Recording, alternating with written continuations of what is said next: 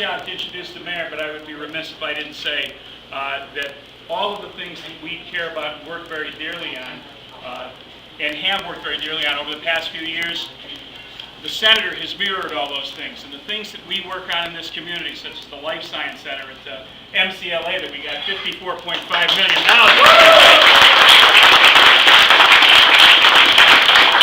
If you take a look at new technologies, if you take a look at cutting edge sciences, and understanding that we need to fill a pipeline full of workers for new jobs, no one has done more in Washington than Senator Kerry has on that.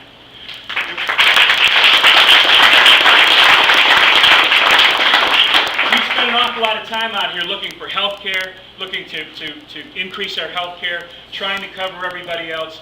For years and years, Senator Kerry has worked on this, and he was one of the people who worked hard to get the bill passed for children's health care, to cover children's health care in Washington. He's worked hard on trying to help us out with veterans, and Jack Downing can tell you what he's done for veterans and continues to do for veterans in this state and all over this country. All of the things we've worked on, small business associations, all of the things he's worked on, all of the things we care about, all of our values are all reflected in the things that he does in Washington, has done for years and continues to do day after day after day. Mayor and I get to be out here all the time, and we're usually the people in the newspapers, but it happens because everybody works together and everybody works very hard in this. And we have had a good partner. We have had somebody that cares very deeply, and someone who comes out here on a regular basis. And Senator Kerry, he's been wonderful to deal with. He's been wonderful to work with. I'm proud of him, and I know you're all proud of him, and I'm glad that he's out here today. I want to introduce Mayor Barrett. Mayor Barrett is just at a walking tour with the senator, and I'm sure that he went, Senator, we need money for this, we need money for that. That's what it is. He's a mayor, but he's the dean of the mayors in Massachusetts, been around longer than anyone else. And you have to spend some time outside of North Adams to understand the impact that he has in the state. Because wherever I go, if there's a mayor involved, a mayor in play in any legislation, you know what they'll tell me? I called your mayor to get advice. He gives advice to every other mayor in the state. People everywhere are trembling because Mayor Barrett has been on the phone. And nobody listens to us. And nobody listens to it. So I want to introduce the senator. I want to introduce John Barrett.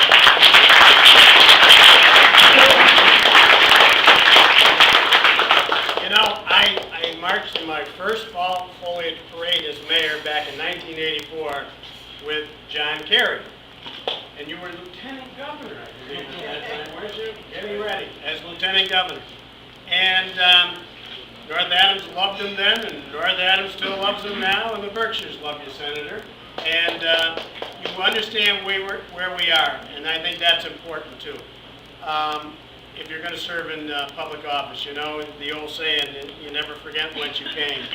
And one thing, even though he has been on the center stage throughout this world, and 4 years ago he was on that center stage, but today he's back in another stage that's equally important, and that's making sure that we return a strong Democratic majority back to the Senate, and we're starting to get programs that are important to everybody in this country. It's a shame when we look at healthcare, the healthcare situation. Iraq, they don't have that problem. They all have free healthcare. We don't have it in this country today.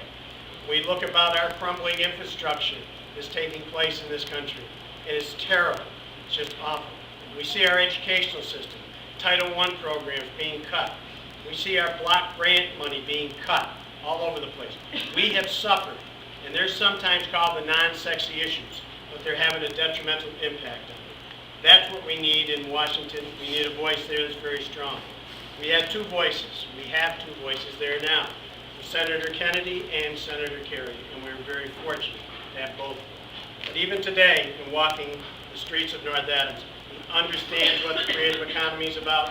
He understands the importance of the small business owner. He understands the issues of veterans, and the veterans who stopped him along the street today are saying that we have problems and something hasn't been done.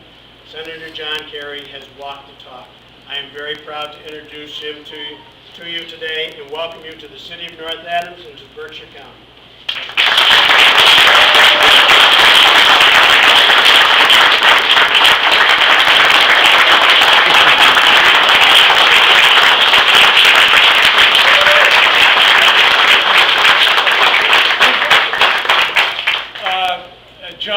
you very, very much. Dan, thank you very much. You know, listening to both of them sort of extol the virtues of our relationship and talk about what we do. First of all, let me say that it's a we. It's Ted Kennedy, myself, John Over, delegation. We are, I think, a terrific team down there. We get along well together. We all work together. Nothing that happens in the Senate can get to you unless it happens in the House, and vice versa. We work together. And Ted and I try to divide up sort of who puts the emphasis on what particular appropriation or not. But I will tell you, all of us understand that nothing that we try to do could get done, and nothing that you need would be where it is today if it weren't for the kind of efforts and kind of leadership you get from Dan Mosley and from Mayor John Barrett. They are outstanding.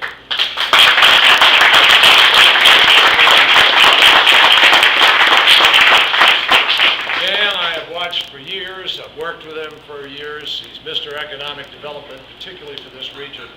And the mayor is Mr. Mayor. As Dan was explaining to you, you know, the folks who call him and talk to him, it's hard to believe. 1984 until today, with all of the ups and downs of the economy, all the problems communities have, this guy gets it done. And he's beloved, as all of you know. It's a privilege to work with him, and I'm glad to be here. And I'm particularly glad to be here to bring you news that gets better by the day. As of today, there are only 169 days left with George Bush.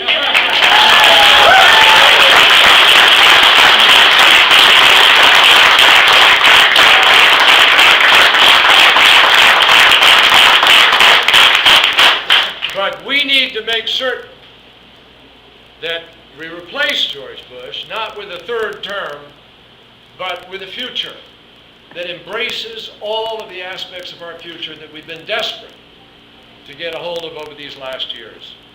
I'm not running for re-election just for the sake of being there. I'm running for re-election because I didn't get into public life to spend my days stopping bad things from happening. I got into public life to make the affirmative things happen that all of us know ought to happen. When 50 million Americans don't have any health insurance, surely people of conscience sort of stop and say to themselves, this has to change. But it doesn't with those guys. When your bridges are falling down, when your water quality is going down, when your rivers aren't getting cleaned up, run the list. Somebody ought to stop and say, wait a minute, is that what we're going to leave to our children? Aren't we supposed to build the bridge, fix the road, clean up the river? Well, that's what's at stake in this race. Everything that brought me into public life is on the line right now. And I know that some of you are frustrated. I know some of you sit there and say, well, God bless it, we gave you a majority. We put the Democrats in charge. Why haven't you ended the war? Why haven't we got health care, et cetera? I understand that. I hear it. But it's simple mathematics, folks. It takes 60 votes in the Senate to do anything under our Constitution. And to change the rules of the Senate or the Constitution, it takes more than 60 votes. When I came to the Senate in 1985, we had 57 Democratic senators. Joe Biden told me that when he came a little ahead of me, there were 59. He's never served with 60. Lyndon Johnson had 67 senators. We've gone downhill every year since that 57 until as low as 43. Now we're climbing back. We're at 51 on a good day. And I mean a really, I'm in a position, and I've been using that position to buttress Ted Kennedy, who is chairman of half of the budget of the United States in the Health and Human Services Committee. And we've been able to sort of bracket the economic portfolio for our state. In the Berkshires, that's critical. As I just saw when I was over there at the Media Box in small business, people who are innovative and starting up, using the modern technology, the internet, that's the future. The jobs for our country are not going to be what they were 100 years ago, and 50 years ago, and even 10 years ago. The jobs are staring at us, though, in nanotechnology, artificial intelligence, robotics, communications, and particularly in energy and in green products. The world is going to move like crazy in these next few years towards saving energy. finding new energy sources. I predict to you, I promise, there will be 3 or 4 Google equivalents created in the next 10 or 15 years in the energy sector.